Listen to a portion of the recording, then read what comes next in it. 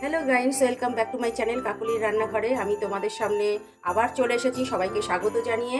আজকে আমি তরমুজের জুস বানাবো। আবার গরম পড়ে গেছে, কারণ গরম এত ছিল, একটু বৃষ্টি দিয়ে আমাদের স্বস্তি এনে দিয়েছিল, আবার যা তাই হয়ে গেছে। একটু টেম্পারেচার কম আছে, তবুও এই দিনে ঠান্ডা জিনিস খেতে এবং প্রচুর পরিমাণে জল খাওয়ার প্রয়োজন। তাই জন্যে আমি এই তরমুজের জুসটা তৈরি করে নিলাম। দেখো এইভাবে কিভাবে তরমুজের জুস তৈরি করব, দেখতে থাকো।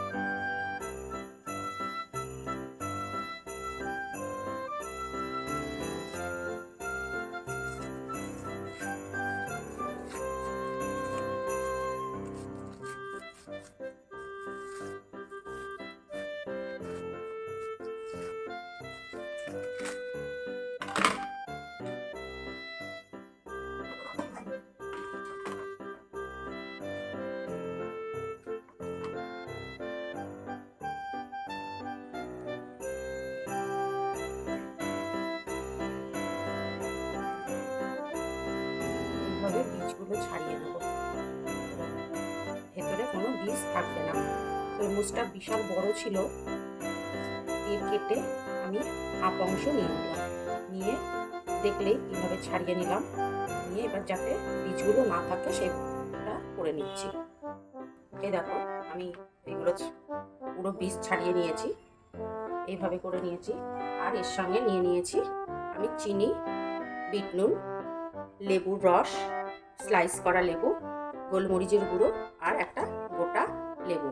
এবার দেখতে থাকো, আমি মিক্সি বোলের মধ্যে এইগুলো দিয়ে দেবো।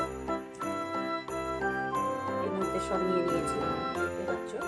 এর মধ্যে আমি এই এক বাটি চিনি দেবো। তোমরা যেরকম মিষ্টি খাবে, তরমুজটা কতটা মিষ্টি তার উপরে নির্ভর করবে, যে যেরকম খাবে সেইভাবে দিয়ে দেবে। এইভাবে আমি দিয়ে দিলাম। আর দিলাম লেবুর রস, দিলাম বিট নুন আন্দাজ মতো। দিয়ে এবার মিক্সিতে পেস্ট করে, এই দেখো আমার হয়ে গেছে পেস্ট। এর মধ্যে ঠান্ডা জল দেবো, তো জল মিশিয়ে নিলাম। তোমরা যে যেমনভাবে খাবে। আর দেব ভাজা জিরের গুঁড়ো আর গোলমরিচের গুঁড়ো। এবার নাড়িয়ে নেবো ভালো করে। এবার ঢেলে দেবো। দেখো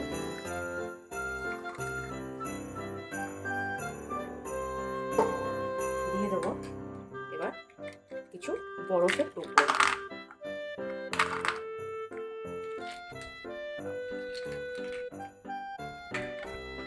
আর দেবো একটা করে লেবু।